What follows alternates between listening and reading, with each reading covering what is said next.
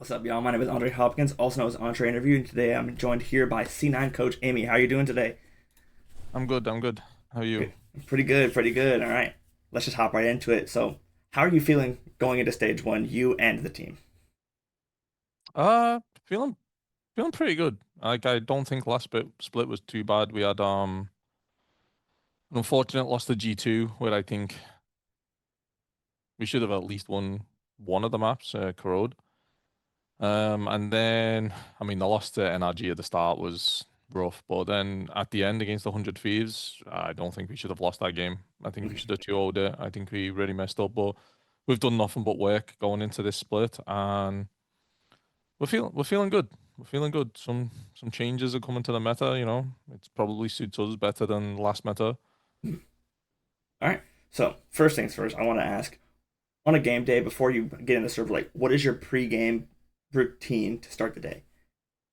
Honestly, I try to do everything the night before, make sure everything's prepped.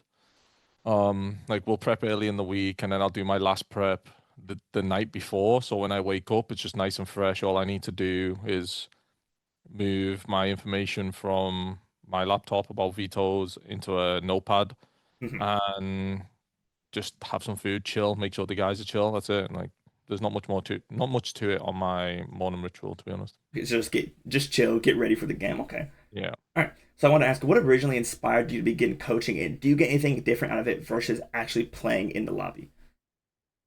Um. So I used to be a CS player, and I was an IGL, and it just got to the point where I knew I was like, I can't really shoot my gun anymore. So I should probably move to coaching. And at first it was rough. It was just purely like, oh, I need to be the strategic guy. I need to do this. But eventually, like when I started coaching the younger players and watching them grow as people, like Oxy, for instance, sometimes the kids will go through some stuff. Maybe it's girlfriends, maybe it's family matters where I've got experience and I can help them. So it's not just all in the game. And I think that's um, really a thing I like the most is just watching the players I've coached grow into men. And the difference between playing is I still get the thrill, but it's not in my control as much. So when I'm Hmm. watching, it's a lot more stressful. And you've just got to really think about where you're going to have an impact in the match because most of your impact becomes in practice. Whereas when I was a player, it was kind of just constant adrenaline, which Hmm. was a lot more fun. Is there ever any time when you're in the coaching booth and say you cooked up like an exact anti-strat or something they're going to call and it goes right? How does that feel as a coach, like sitting in the booth? Oh, it feels amazing. It feels amazing. You're like, yeah, I knew exactly what they were gonna do. I called that. Like, it feels good. That's the good highs when you're in the coaching booth. Hmm. That's probably the ultimate high, actually. Okay, yeah. I mean, from my personal experience, I do like my gold ranked games. It always feels great. So, Yeah. high experience in the matter. So, moving to the Valorant side. So, leaving kickoff, you guys lost to NRG, G2, and 100 Thieves, two teams who made Santiago and one who looked in great form. How do you try to plan on trying to punch up and defeating those top teams in stage one? We were really against the meta at the start of the year. It's not like we didn't try it. We tried it. We tried the meta. Like it just didn't suit our players. Like we couldn't like Zellsis as an IGL didn't like the meta. I as a coach didn't like the meta. The players didn't really suit the meta. So that was something that was against us. But we think now, with all the changes, we feel like we're in a good spot. Everyone's on very comfortable roles, and I think that's just going to help us. What we did after the split was we noticed a lot of communication issues. Hmm.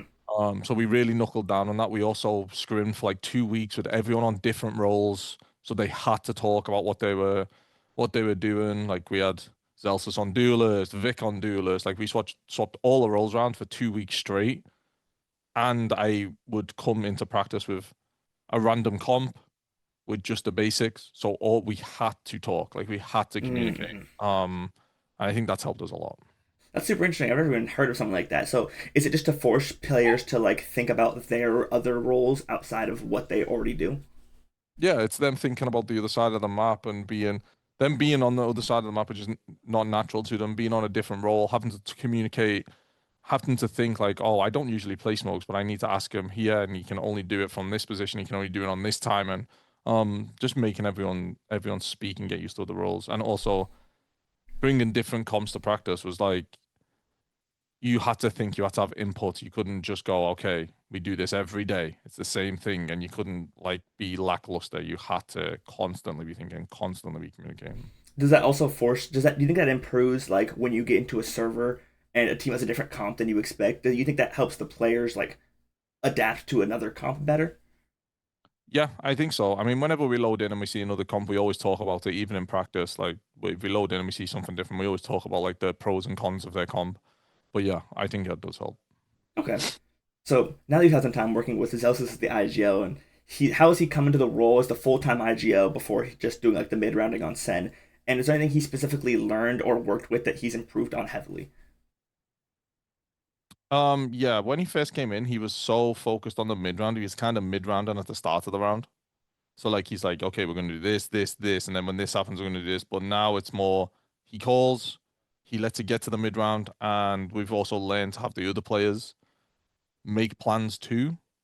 And him saying no to people was a big thing. He wasn't saying no enough when he thinks something's right. So he's improved on that. He's improved on not like calling the whole round at the start. I think he's made a lot of improvements, and I think he's been a great leader for us so far. I talked to Vic earlier. Is he still like the we talked to on set? He was like the hype man. Does he still do that as the IGL, or has he kind of brought that back in terms of being more calm? No, he's still a hype man. He's still a guy. He's still Always that guy. happy to hear that. Always happy to hear that one. All right. So I talked about this when I talked to Vic again. So last year you talked about the stigma around C9 and the struggle to qualify for internationals and how the team knew about it. How do you guys plan on trying to change that? And does that add any pressure going into big games to qualify for playoffs or even in playoffs? I don't really feel a pressure unless it's expected. Mm-hmm. And I still don't think we're at that level where we're expected to make internationals. We're all striving for it, but me personally, I don't feel that pressure until like we are that team who Mm-hmm. has to. That's when I think the real pressure comes. There's definitely like a little bit of pressure because people are getting well like the only America's team who hasn't made one, but we've always been close. I pride myself that we always will be getting to the point where we can make one. I don't. I personally don't think there's pressure. Sorry, I went a little off topic there. I Oh, think, no but worries. I lost myself in the talks. But I think every team can beat each other. I think me and Zellsis did a power rankings the other day, which is coming out, but it was like every team can beat each other. Every Mm-hmm. single team. It's so close in Americas right now. So we just have to take it game by game, keep fixing what we've worked on, keep in improving, keep putting it in what we've learned, and just see where it takes us. Okay. Do you think there was any extra pressure from last year, specifically, when you guys were coming out of your group? I think as the number one team, was there any pressure then, or was it the same where it was like no pressure? We're just gonna go into it. No, I don't see the pressure because every time we've come out in all of the years I've been here, we always lose to like a G2. We lose to a Sen. Mm-hmm. It's very rare we lose to someone else. I think we lost to Crew once, where even they were favorites to beat us still. And we lost to EG. EG was the only one where like we were the nailed on favorites and we lost it. That's the only one where it's been like a truly bad performance. Everything else, like if you look at my record since being here, I think it's like I've lost like 19 games total, maybe Mm-hmm. less. And I think like 11 of them are Sen, G2, and RG. Mm-hmm. Okay. So with the overhaul and of the nerfs and buffs to characters like Yoru, the announced Waylay one, the Skye buff, and the introduction of Mix, do you think any of those characters will have a huge effect with the buffs and the nerfs on the meta? Yeah, I think the effect's gonna be well, I don't think we're gonna see many Yorus. I don't know about Waylay. I don't think we're gonna see many Yorus. I think we're gonna see a lot of Skye. I don't think we're gonna see much mix. Yeah, Yoru right now in China, there's been the games played, and there was not a single Yoru in there in 5 maps. I think they played between, so that I feel like that might be a wider trend. We saw a lot of Waylay, some Jet, a lot of Mhm. um, basically the name Neon, a lot of Neon. Leviatan. Yeah. I How, think that's how it's gonna go. how do you think the Waylay nerf will affect the character in the meta with the saturate change?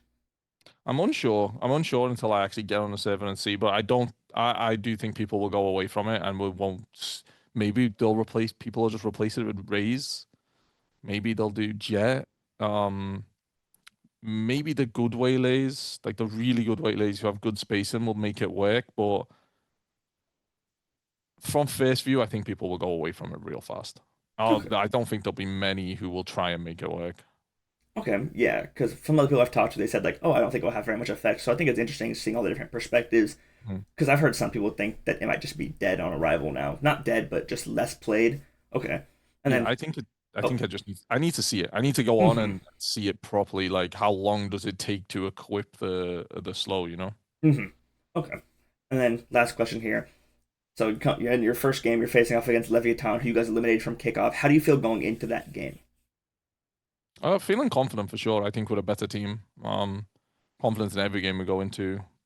But the one thing is, I did make it very clear that they're very easy to anti-strat. But it's the first game.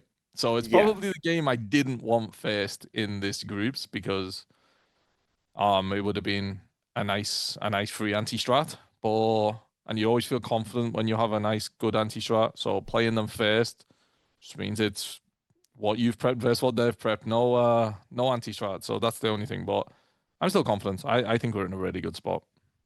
all right, that'll be all I have for you today. Good luck against Lev and good luck in stage one. All right, thank you. All right, Have a good day. you Bye. too, you too.